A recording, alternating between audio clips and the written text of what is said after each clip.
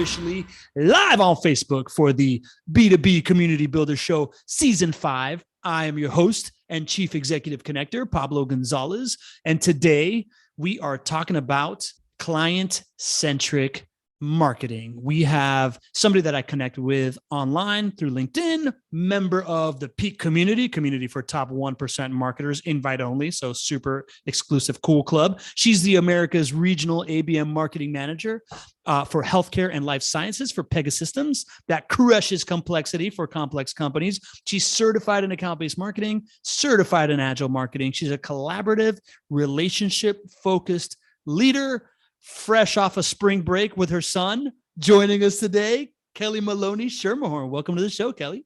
Thank you. And yes, what a better place to be than fresh off a spring break. Spring break. Yeah. I expected you to come back with like dreads like Monica and Friends or something like that, ready to shake him up. Yeah. I should be wearing flip-flops. That would be even better, right? You should be. You bring in a close second with the pool, the pool foams in the background. I'm a That's big right. fan. We constantly bring the fun, even when we're not on spring break.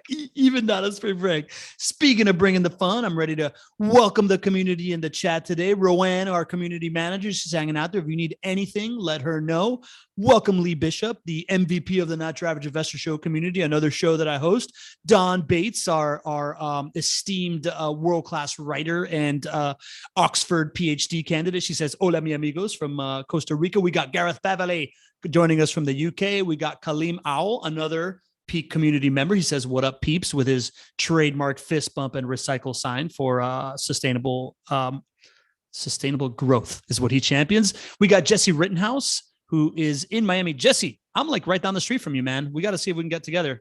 Maybe for breakfast tomorrow. We got Lori Goldman joining us from Denver. Hey, Lori, good to have you back. And Deb Shell is back, a superstar community member and community expert who specializes on Mighty Networks. Good to have everybody back in the show. And but let's get to the star, Kelly. Kelly, you know, we start every show just talking about the thing that we came to talk about, right? I like to give the people what they want. Why don't you tell me in your words, what is client-centric marketing and why is it important? Sure. Well, for me, client-centric marketing is really focusing on the person first instead of your company. And it's important to me because people are at the center of what matters in my life. And so if I can bring that to work, even better. Man, that was succinct. Okay. You work for Pegasystems, right?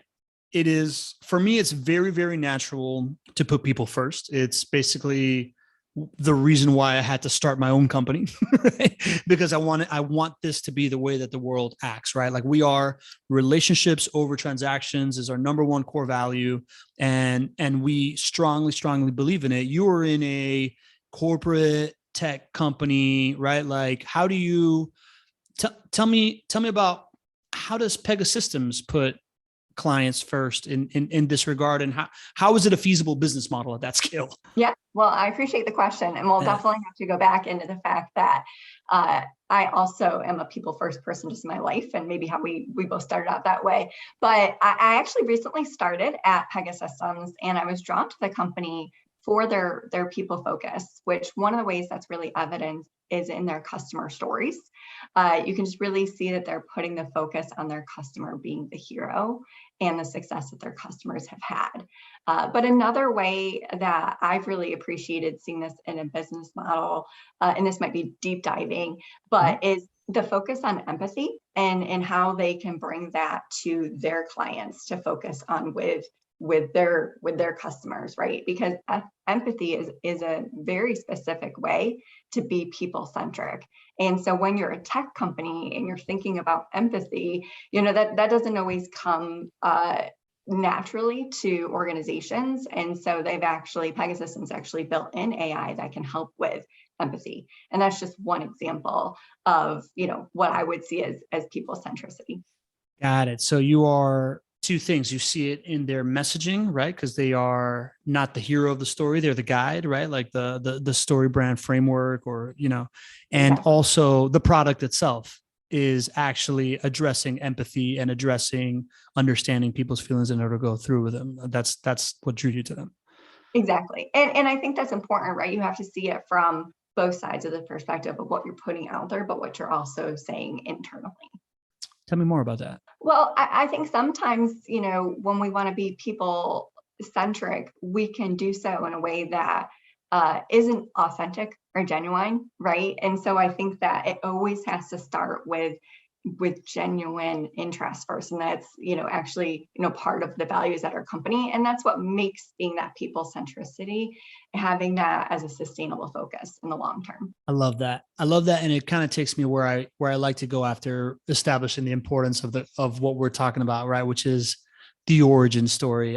For me, I was like in my early 30s, I realized that I was starting to network with people of a higher ilk because I was involved with nonprofits, and I was hanging out with people on the boards of nonprofits. And I looked around and I realized that I really was just making it too much about myself. And there was no way that I was going to relate to these important people if I didn't make them the center of the equation, right? And make them the focus of the conversation. When did it hit you in your career, this idea that there's a world of client-centric and a world of company-centric, and you started really seeing the difference between the two? Yes. I appreciate you sharing your own story, Pablo, because I think we can grow up or have, for example, my family taught me to be people-centric, but then you can get in a corporate environment and easily lose that, because our companies, of course, they also need to focus about sustainability and profits. And sometimes that can lend itself to talking about me. In my experience, I started out as a business to consumer marketer, which is very people focused. I found it just a lot more natural. When I moved into the business to business market, I found it a little bit more company centric. And I think it's because I had just come from, a consumer market, that it was perhaps more obvious to me then that we were really talking all about the company and not as much about the people. And so that was probably the light switch for me. That makes a lot of sense, right? Like this idea that there is this macro trend of B2B marketing following what B2C does, a little bit behind it, right? So you're probably on that tip of that spear of realizing, wait a minute, this is weird. When you made the switch from B2C to B2B, can you kind of tell me about what are the dynamics that made it more obvious in B2C than B2B to start putting the consumer first when it came to marketing and those types of actions? Well, I think one of the things that I saw was, you're focusing on a company and a buying group. And so sometimes it becomes talking more about one company to another company. And with that, it can be easy to lose the people that are behind that company and the people that are making those decisions. And so what really helped me connect the dots because of course, working in B2B, we're still very much working with companies on a regular basis. And so I started listening to podcasts and actually came across account-based marketing. And those principles started connecting the dots for me. Got it. All right, let's get into I'm curious to know if our audience, how much they think about account-based marketing, right? Because for me, I found account-based marketing in a kind of a backwards way, right? Like I had created this methodology of relationship flywheel, this live show community play, right? What Christopher Walker right now is calling content-led community. And I started trying to reverse engineer it into things. And in trying to figure out how to reverse engineer it into things, I found ABM, right? Like I found this idea of, okay, there's this like framework of target, engage, activate, and measure. And what I'm doing is engaging and activating all the time. So if I can join these communities, maybe I know what the heck I'm actually doing out here, and I can reverse engineer it. Can you give us like a little breakdown of what ABM is and how it's different from what marketing versus ABM kind of thing? For me, in my personal life, the way that I see the difference is that in account-based marketing, one of the big differences, I'm working directly with my sales team. Mm-hmm. And so my sales team is working directly with the people at the account. And the other so that's number one, is working with the sales team. Number two for me is the level of personalization that we do in account-based marketing. So in my other experience of just maybe general demand marketing, it was, again, marketing more to just a broad mass of accounts, not necessarily directed with the sales team. So we weren't maybe getting that insight into the people behind the accounts. And secondly, again, we weren't maybe doing as much personalization to the people within the accounts, because again, it's a broader demand gen focus. And so for me, account-based marketing just allows more personalization and working with a greater team of people. And again, anytime we can focus and bring it back to the people, that's what makes a difference. Yeah, totally. And interesting. I'm glad. I don't normally have polls, but I was curious about this topic, right? Launched a poll for the community. 50% are familiar with ABM, 50% are not, right? So let's double click a little bit, right? So you're talking about personalization and talking to the sales team and going into target accounts.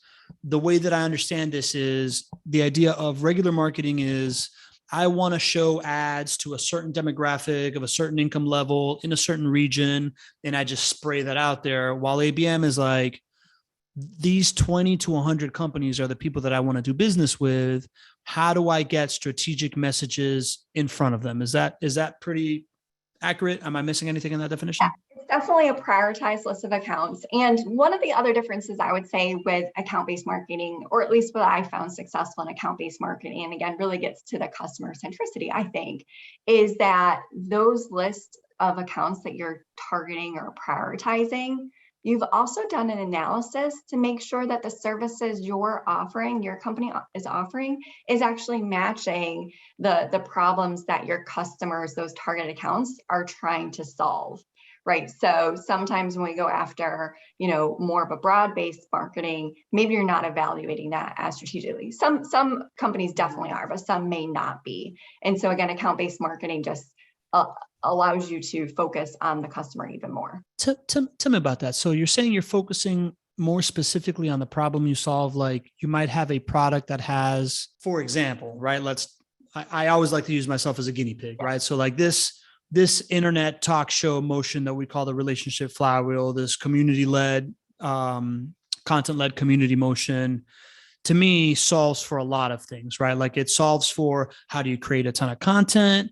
It solves for how do you build an email list in a very organic fashion off of your social media. It also solves for how do I become a thought leader in an industry, and it also solves for how do I create a community, right? Like on the back end. So in this instance, if I was taking an account-based marketing approach, I would focus on one of those things, or I would client-centric, right? I would talk to my clientele, and I would say, hey, are you interested in these 5 features? And then based on what they told me, I would then say, like, if they're just like, yeah, what we really, really want is to build a community, I would then make all my messaging, hey, if you want to build a community, it's this, right? Like, and I would really just hammer that home instead of like, look at all the things that this can do, right? Is that kind of it?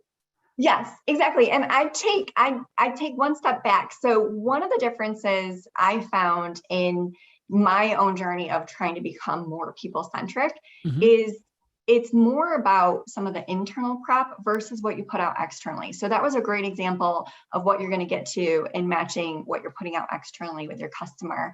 But one extra step is the amount of research that you do on your customers. So for example, you would know based on researching your customer that, community building, for example, or maybe the content is their number one challenge. And maybe through that research, because again, a lot of the prep is ahead of time, then you would be able to use the language of that customer too. So then you're making them feel a little bit more seen and heard and understood, because it's no longer about your language and maybe some of the ways that you might already be referring to it, but starting to use some of the language that makes sense to them. So I don't know if that helps. It totally helps. Totally helps, right? Because now I'm thinking, taking a step back, like you said, this all really starts with understanding your client, right? So it is the idea of how do you do that research from your clients? And before you were kind of talking to the sales team, right? And if you have a sales team, that's one option. Are there any other ways that you've experienced that are good ways to do research on clients and get that language and understand those pain points?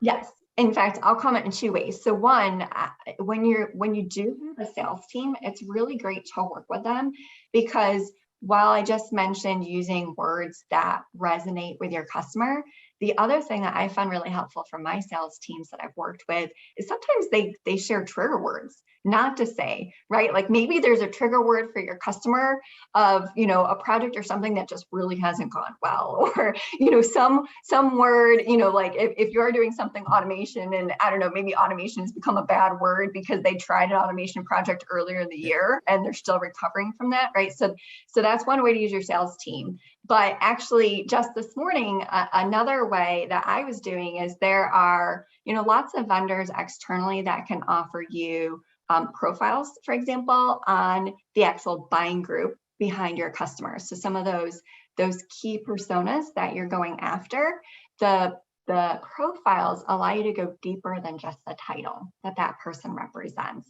And I'll give you an example. One of the things that came up in a profile that I was looking at this morning is that this person had a specific interest in mental health awareness. And so May is actually Mental Health Awareness Month. So in the back of my mind, I'm thinking, okay, well, we need to actually maybe be more cognizant of that person's time this month, because of that personal passion project, they might actually have more speaking engagements this month. And so one way to be people-centric is actually to think about their time. And when you are asking for meetings or whatnot, that could be the reverse of sometimes how we think about going out marketing. Sometimes we try to be a little bit more external in messaging, but getting back to the relationships, it's about that give and take. Man, that's great. All right. So the first thing that you said that I thought was brilliant is the idea that it's not just about speaking to them in their language. It's about not speaking to them in the language they hate also, right? Like avoid the trigger words, right? Like that makes perfect sense in human communication, as it should in your marketing. And then this other thing that I think is really wonderful. It's that it's not just about your messaging and how you speak to them. It's being considerate, right? Like it's understanding what they're going through at that point in time.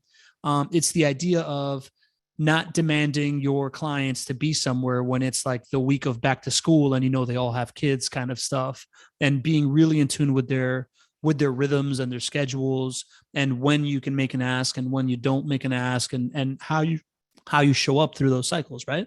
Exactly. And another example of that, earlier I talked about empathy and technology. So one of the neat things that, the company I just joined, Pegasystems, talks about in this example of maybe when not to reach out is an illustration is, banks, right? Okay, so banks have to reach out often, maybe for mortgage, if your mortgage is past due.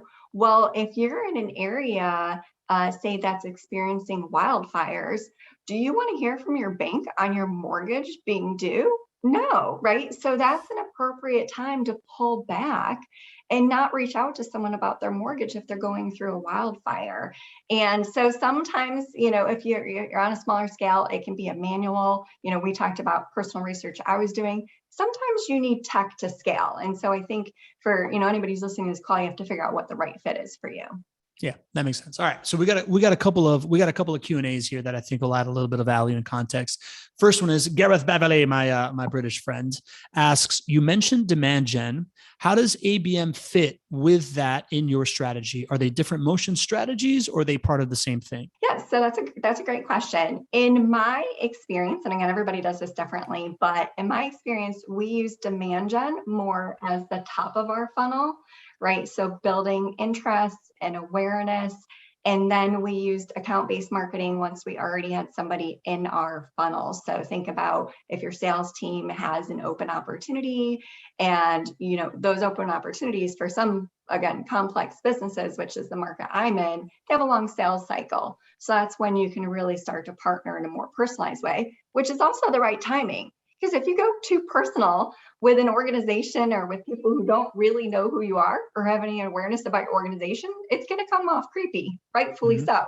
Mm-hmm. Yeah, that makes sense. So then demand generation starts earlier, right? Mm-hmm. It starts earlier in the customer decision-making cycle, even before they're actually in a buying motion or whether they've identified themselves to you. ABM starts once you have identified a person or a company, and then find the people within the company that you need to target, right? Yes. Exactly. You should have a good understanding of your buying group by the time you're entering into account-based marketing. Got it. Does demand generation continue beyond once it's ABM? Like, is there a motion where is there a moment where they both kind of overlap? Are you still thinking of generating demand once you've identified them, so they're kind of overlapping? Is that feasible, or is it a totally different thing? If you think about different parts of your organization, right? So maybe especially when you're working with a complex organization, maybe you have really good relationships with the finance department and you're solving a problem there, but the HR department is a totally different department and they have no awareness. While you would probably work through relationships in that organization, you would likely use some demand gen tactics with the HR, personas prior to doing ABM. Like that. That's a good clarification for Gareth. I know he's a drone expert and he became managing director of his company. So now he's really thinking about marketing, right? Like he's really thinking about that stuff. So there you go, Gareth. Let me know if you have anything else. Lee Bishop has a question. So Kelly, if you are targeting an audience, how do you make each one feel special, right? Like, do you have any kind of like stories of ways that you have made specific audiences feel special, or personas or accounts feel special? Yeah, that's a great question. And it comes down to, again, I think in my experience, priority and focus, because if you're not narrowing your focus, it's hard to make everybody feel special. So one, you have to work with a manageable size of accounts or people that you can actually make this experience personalized. But, from a marketing standpoint, externally, we've done things such as create custom landing pages. So a unique spot that the people from that account can land, again, where they're going to find content in their language and talking to problems that are specifically on their radar right now that are important to them, not just what we're trying to sell. Yeah. And then also, I have found I'm a big proponent of using video. So this is something, I'm actually still trying to encourage a lot of salespeople that I come across to use. But I'll share an example that has been effective in my own personal life. I had reached out to join a group and asked the question of like, when does this group start? What's the start date? And the person responded back with a personalized video and said, oh, I'm so happy you asked. I want to know more about you and why you want to join this group. And so I don't know if you all caught that. The first thing they said is, I want to know more about you, instead of going off on all the reasons as to why I should join the group. And sometimes just putting a listening ear on is enough to make it feel more personal. Totally. Everybody wants to feel heard, right? Like that to me was the big unlock of when I changed my approach to me, it's like, this is a microcosm of my own personal journey, right? Like going from company-centric basically just means like ego-centric to like service-centric, right? And being client-centric is absolutely my own personal journey. Lee, I can tell you that for me, I'm doing exactly what Kelly's doing, right? Like for me, I make people feel special by bring them out to a podcast, right? Like having them come on a show and using a podcast, using a live internet talk show as a way to give somebody an audience that I may want to do business with. And it varies who my guests are. Like sometimes it's people that I'm ABMing, like Kelly talks about, who I really want to do business with. And I'm like, dude, what you're doing is brilliant. Let's talk about it, so that I showcase that I give you an audience, make you feel special. And in the conversation, I can show that I know their business model well enough to add context. Other things are, and this is the beauty of the live show, is I have clients I want to do business with that I'm literally sitting here thinking, what is this person thinking about?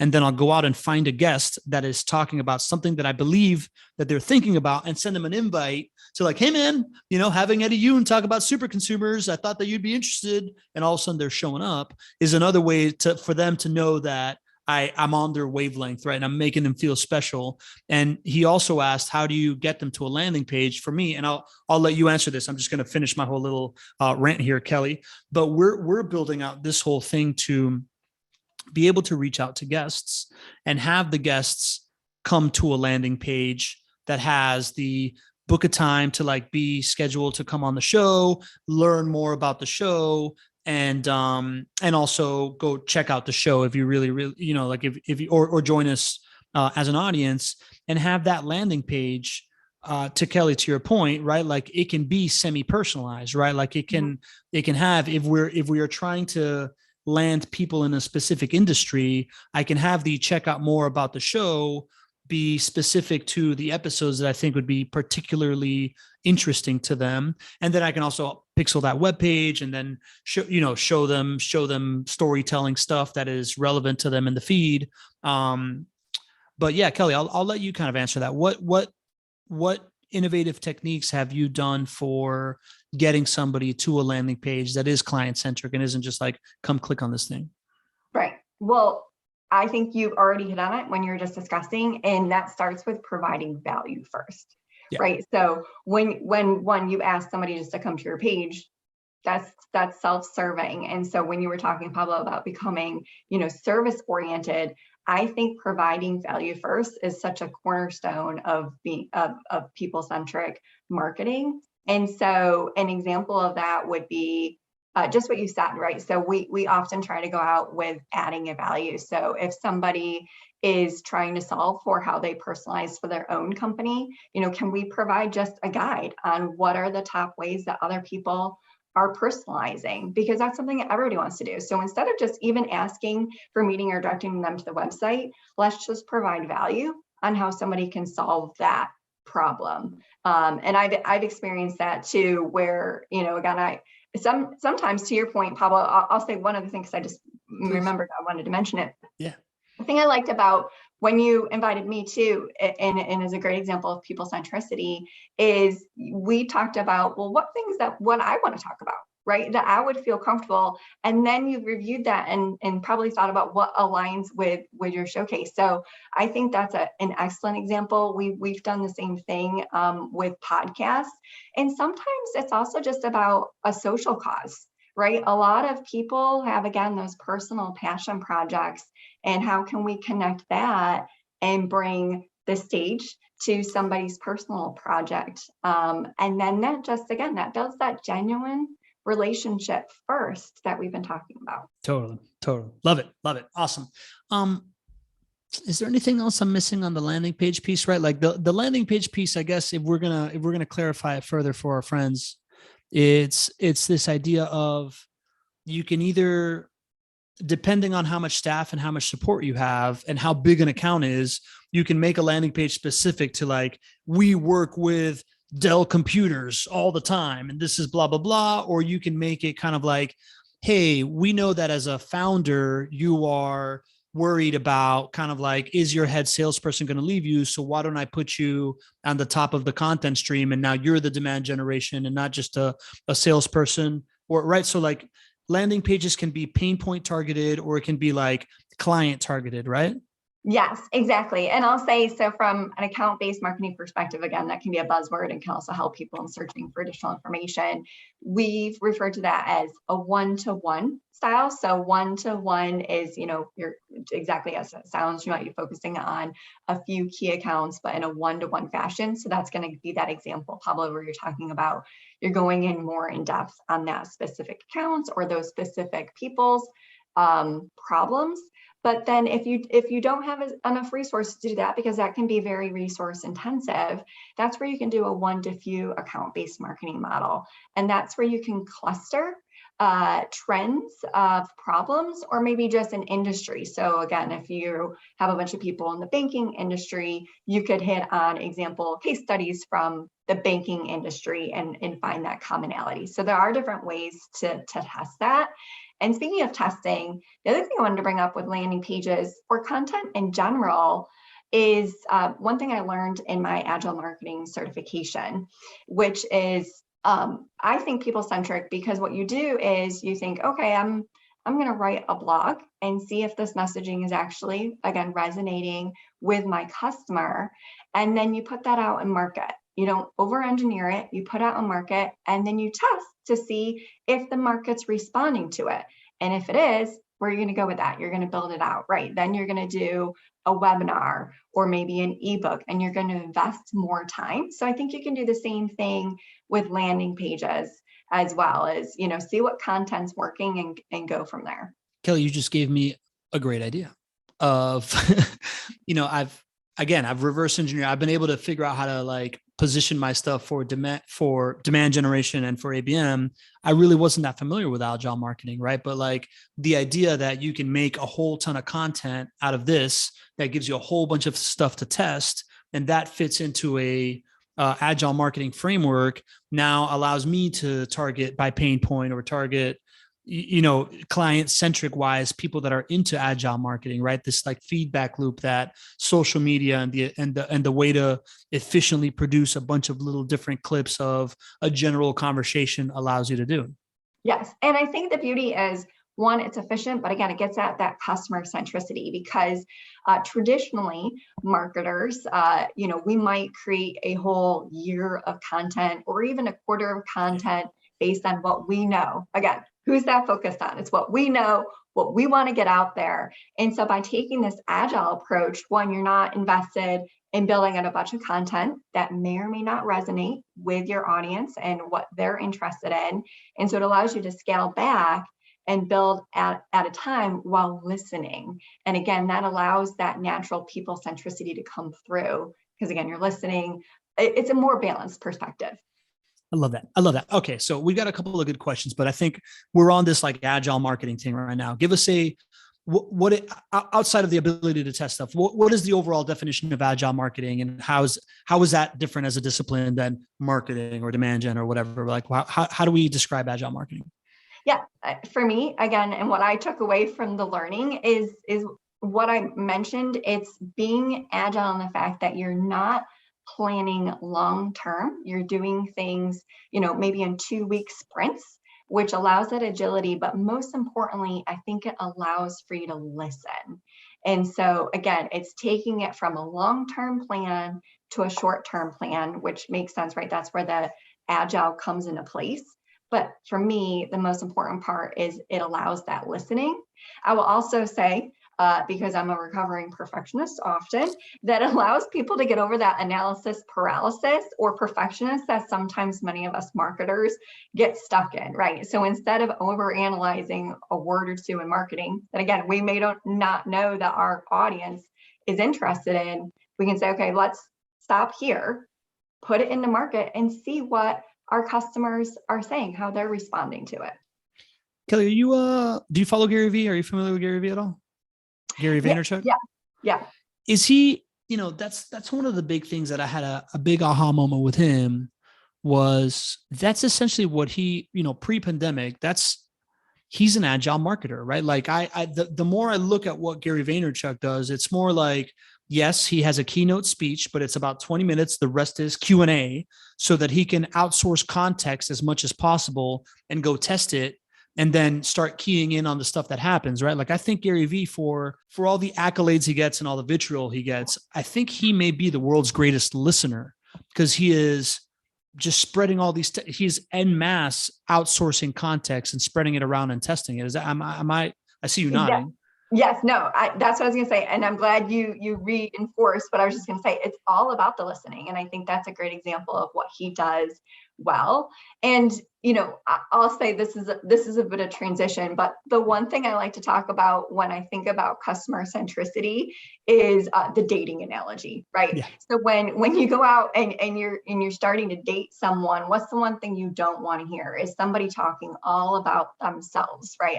Many people find that a turnoff, but what's nice when you're listened to. And so again, it might seem obvious, but especially when we as marketers are getting pushed to, push a product or make sure we're meeting the profit, it can be easy to forget about the simple things like listening. Totally. And it's such a human mistake, right? Like for me, I'm reversing everything from just being in networking rooms. And it's so easy to like show up like, I'm going to spread all these business cards to everybody, but you really just gotta show up and get in a conversation with someone and get them talking and listen to see if they have some kind of priority that you can help them with. So to me, it's just everything you're saying. Customer centric is relationship centric marketing because it's fundamentally making it about them, listening first to align priorities and add value, as opposed to being a bullhorn talking about yourself and the things that you can do for people. I love it.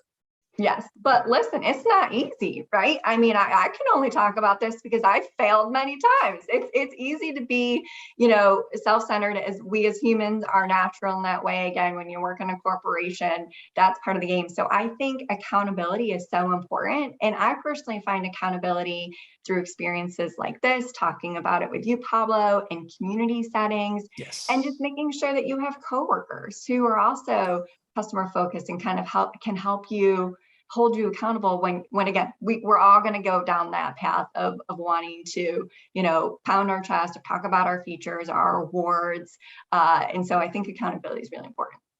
Yeah, totally. And the value of community and accountability is very real to me, right? Like part of the reason why I put out content and I believe in this is because if you're showing up talking about stuff, you are speaking it into the world and you're putting that accountability on yourself to hold yourself accountable, right? Like if you shine a light on what you're doing, you can't act like a creep, right? And on the other side of like not acting like a creep, right? I remember when I started my first business in Miami, when I was green building consulting, I felt like I was the only green building consultant in the entire city, right? Like there was me and this other dude, Jason, and this group that Jesse now works for, Spinnaker. But like every like proposal I put out, I was just like, is this right? Like, is this word right? I have no idea, right? Like I had nobody around me to kind of bounce things off. So the value of having people around you in order to get feedback, and then that feedback being the thing that empowers you to move forward is very, very real to me. And one of the reasons why I've come up with this stuff. But Sylvia Steinley, Sylvia, I hope I'm pronouncing your name correctly, has a really, really good question about this, right? She's saying, I like the idea of short-term planning, but how scalable is that? How do you plan if you're planning every 2 weeks? And how do you manage your team to plan, prepare ads, graphs, et cetera, with such short notice? Right. So I think it's a mindset, right? So your organization's obviously still going to have to do some of your regular planning cadences that you have, whether that be by quarter, a half or annually. But the idea is that your mindset's changing to be more agile and to think about listening as part of the process. So again, if your organization is just used to normally putting out content, maybe you're looking at some of the metrics, but you're not looking at metrics as to what it's telling you about the customer. So you don't necessarily have to wait to build out that whole calendar, but you have to have a mindset that you're going to pivot and that you're going to be looking for what the data is telling you about what your customer's interested in. So hopefully that helps. Yeah, I think that's super helpful, right? Like the idea that it's not, yes, 2 weeks is like the Shangri-La of agile marketing, but just try to be more flexible, right? Like build flexibility in. Sylvia, I can tell you that for me, the key to flexibility is creating these interactions where not only am I plan my shows. Right now I'm like scheduled through like end of June, which is nuts. Normally we try to be 60 days out. But the beauty of having the live show is the ability to interact with the market at the moment that it's happening, right? Like right now I'm able to talk to Kelly, but I'm also able to talk to you, Sylvia, and Kaleem and Don and everybody else that's in there. And I'm getting qualitative feedback right now that is ideas for how I can pivot my future content. And it's ideas for how I can speak better, right? So, or change the top of fold on my website if I need to, right? Like, so for me, one of the keys to being flexible is engineering moments that allow for randomness to happen. Which to me has always been networking or, like this type of stuff, right? Like these different types of things where you are interacting face to face with the people that you're trying to serve.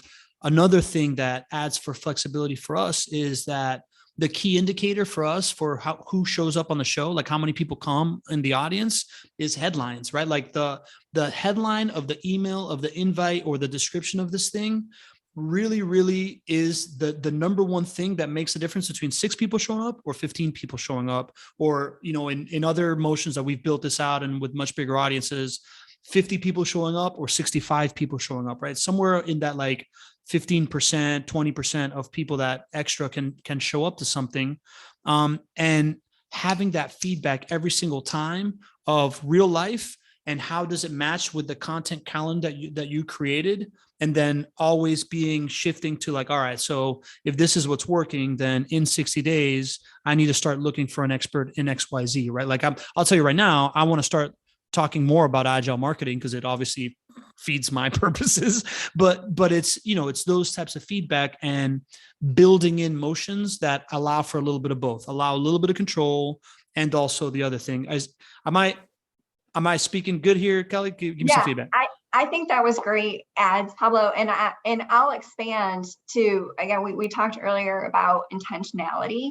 And so 2 weeks allows you to actually break down the work. So I wanted to make sure I stepped back and made that clear. It may not necessarily be that you create something and get it into market in 2 weeks, but allows for that intentionality and for you to break up the work. So in using Pablo's example, he shares a lot of his content on LinkedIn. Maybe he had a headline planned for the next post or the email, but there's a trend all of a sudden in the comments of what his community is talking about. And so that allows him to say, because he's got that mindset and that intentionality of wanting to listen to his audience, that all of a sudden he could swap the headline and maybe pull in elements of what's threading in the comments. So again, there's little ways to infuse it, and it all starts changing just when you change the mindset. Awesome. Listen, I feel like I keep going back to like my example of the show or whatever. Can you give us an example of maybe something that you guys were doing that you had this thing planned in marketing, but then you got a signal, so you were able to pivot? Yeah, I'll give an example. We'll see if it answers the question, but sometimes you just don't know your audience, right? So I came into an organization and I really didn't understand the problem of my customer. And so I had to break that down into little sprints and listen first. So we ended up doing a survey. Of course, I had a hypothesis of what I was maybe going to write about, but we ended up surveying our customers on an issue in the market. And then we took those survey results and we put it into a blog. And then, like I shared earlier, we saw that blog was performing well. So then we put it into a report. And then the other thing we saw was there was actually trending comments on some myths that people actually had about this pain point in the market. So then we started addressing it as the myths that needed to be overcome. So as you can see, there was a stepping process, but I also wanted to highlight that sometimes we just don't know the answer. And so it's about creatively figuring out how to listen and in a way that can provide value. And again, our customers had the same questions that we did too. So by them seeing how their peers responded in the survey was a value add for them. Smart. That's a concept. I don't know if you read a lot of Jim Collins or yeah. So the guy that wrote Good to Great, he's okay, like the foremost kind of like how you build an enduring business of our generation. And the guy before him was Peter Drucker. Then this guy, I don't know who the next guy is going to be, but Jim Collins talks a lot about ping pongs to cannonballs, right? So like the idea that when you are navigating a business, how can you be throwing out ping pongs, and when the ping pong ball hits, then you start, then it's a softball, then it's a grapefruit, then it's a watermelon, then it's a cannonball, right? Like, so you're basically describing just how you can start small to be able to increase the importance of something in marketing, which is great, right? Like, that's awesome. Yeah. And I wanted to add that example because, earlier we talked about researching a client, and sometimes you just don't have enough information on your customer. So I just wanted to provide an example of how you can go about it in a different way. Yeah. Awesome. And you know what? I'm going to ask Jesse's question right now. We got 4 questions in the Q&A that I want to get into. Before I do that, I want to say that right after we finish with Kelly, and Kelly, you're invited to stick around, but we're in the middle of our Relationship Flywheel Bootcamp where we're teaching this methodology on how to do this.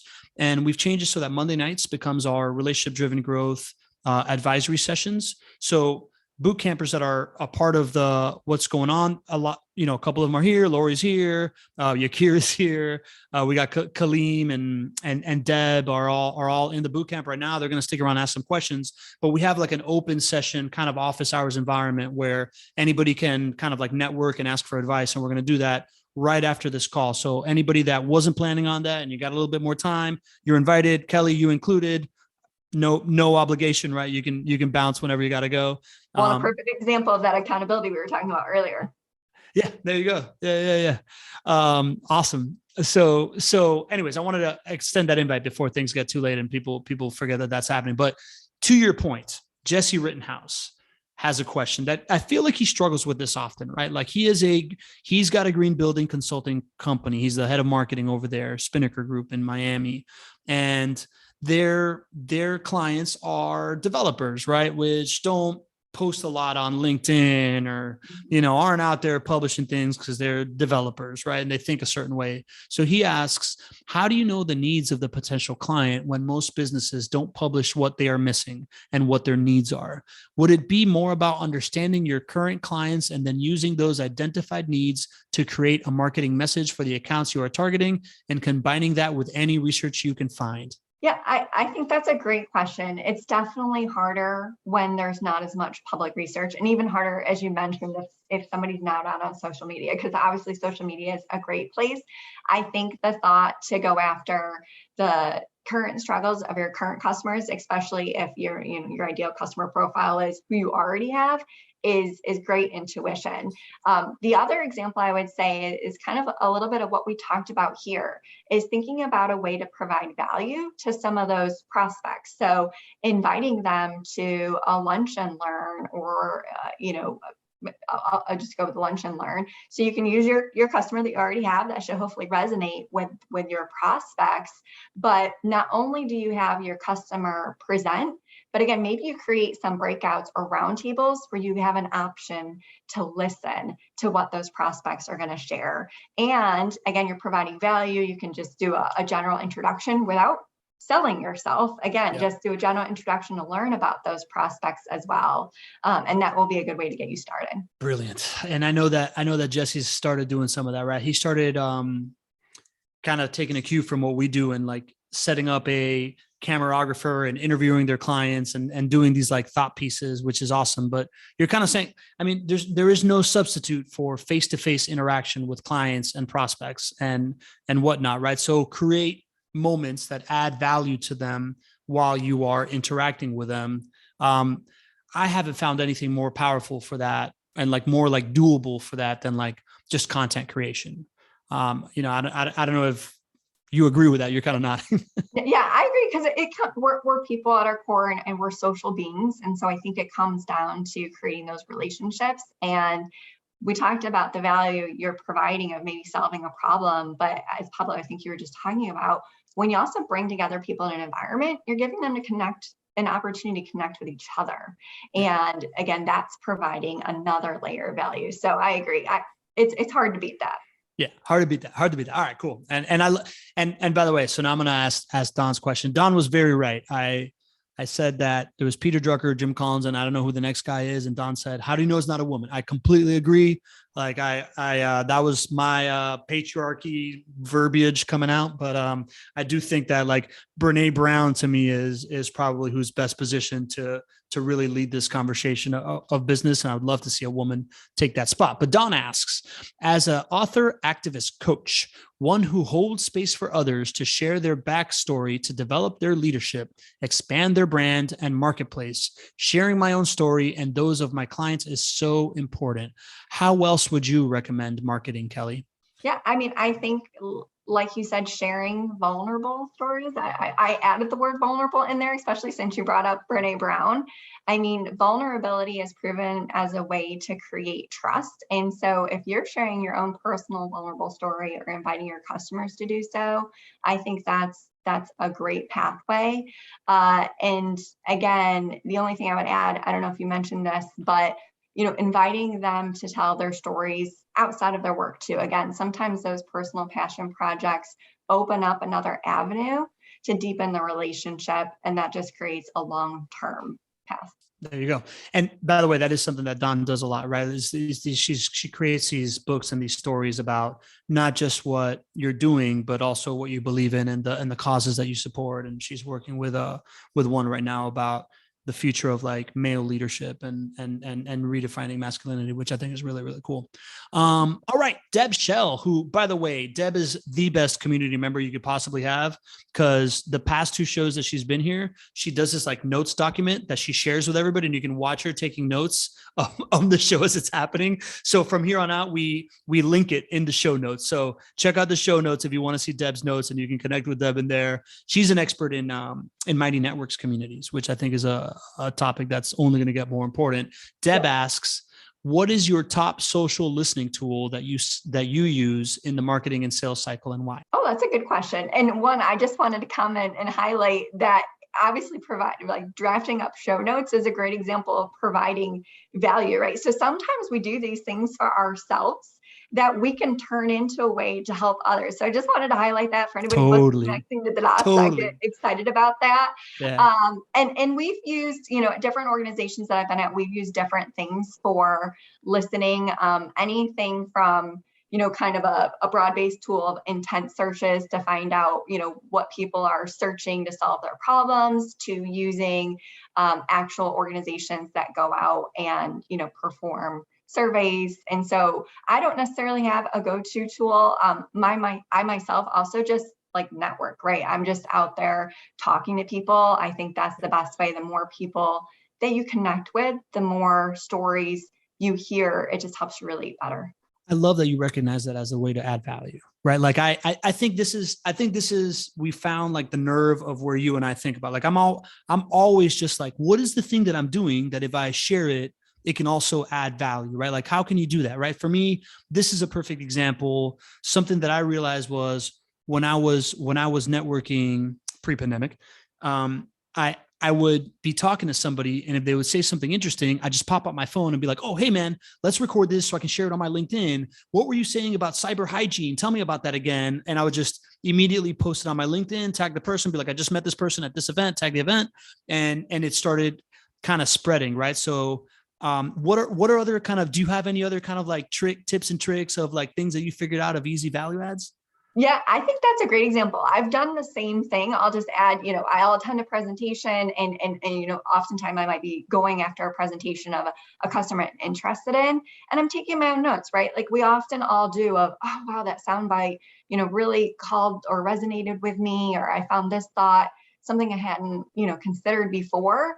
And so if you already have those notes, then yeah, go ahead and broadcast those with your network, phone a friend and tell them about it. That's a great example. I don't know if this is related, but another thing that popped into my mind is advice I was just giving to one of my sales partners the other day. They had a prospect and they were thinking about how to build the relationship. And I said, well, just go. And in this case, again, we're in a large enterprises. So a lot of our prospects and customers are published, but I said, well, go read some blogs that customer has authored, watch one of their on-demand webinars. And then, if you have a genuine interest in it, again, it has to be genuine because it will, you can still do it, but you're going to have more success if it's genuine. Follow up and comment and say, hey, I heard this on-demand webinar you were in, could have been a month ago, 6 months ago.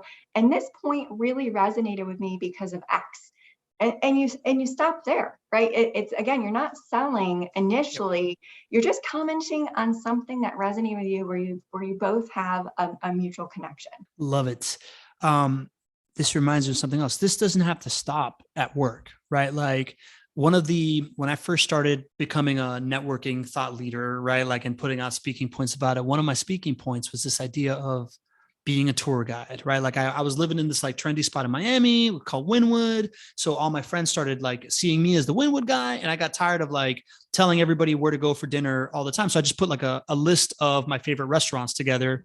And that's evolved into this list of like my favorite spots in Miami, restaurants in Miami, things to do in Miami that I still have it. And if I'm connected to someone on LinkedIn and I see them going to like, they have a conference in Miami, I'm just like, hey, do you want my thing? And I just send it to them and it builds value. And I think that you can do that. Like if, like you just got back from Disney, right? Like, hey, whatever I observed lately in Disney World during spring break, this was my experience. And now anytime that anybody's going to go to Disney, you can be their like tour guide by putting together your learnings of it and sending it to them, type of stuff. Right. Right, exactly. I'm just smiling over here, shaking my head because I think that's a great example. And to your point, it doesn't have to be work related. I'll share another story too, because this really resonated in my personal life. I was following someone on LinkedIn who, was starting to invest time in TikTok. Well, I'm not currently on TikTok. I'm admitting that out loud here, but I have an interest in it. And so they were actually offering sessions to just pick their brain about their experience on TikTok. And so again, this person was just offering their time. I got on and we just had a transparent conversation about TikTok. They were just sharing their own learnings and observations. They weren't trying to sell me anything. And it was just a great example of how, yes, if you have a personal interest or you're doing something, you can build a relationship that's really full circle about the whole person. Was that Todd Glauser from Todd, from yeah. Refinement? Yeah, he's awesome. Yeah. Just tell us like anybody wants to know. As we talked about earlier, I ended up recapping that experience and sharing it on LinkedIn, because I think the other thing that's natural for me is just celebrating when I have a good experience or celebrating someone else's accomplishment, because celebration is also, I think, a natural way of building relationships and just something that I enjoy.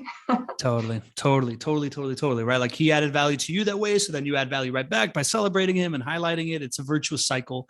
Another thing that it reminds me of, I feel like we could have done a whole show of just this. Another thing that it reminds me of is when I went deep into this like storytelling rabbit hole, like about a year ago, right? I read like 5 books on storytelling. Mm-hmm. And when I would start, when I was trying to build rapport with clients and like doing kind of like these discovery calls, I would always be like, so what's your offer, kind of whatever. And some of them walked me through their presentations of like, this is how I acquire clients, or this is what we're trying to do. And I would immediately go into like, oh, wait a minute.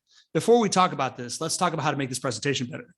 Right. So, anytime that you have any kind of expertise to add helps, right?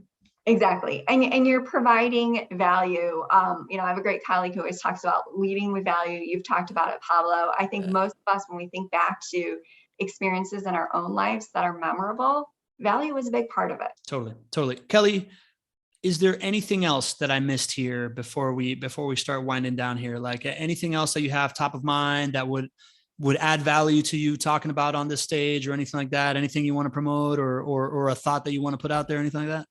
Well, I hope that people just walked away with the fact that people centricity is really all about the person, looking beyond their organization, beyond their title. While that's important, I think that it's all about the person. And in today's world where we've all suffered from so much, disconnection, I think marketing is a way to make people feel more seen and heard, connected, and a place of belonging. So it's all about the person.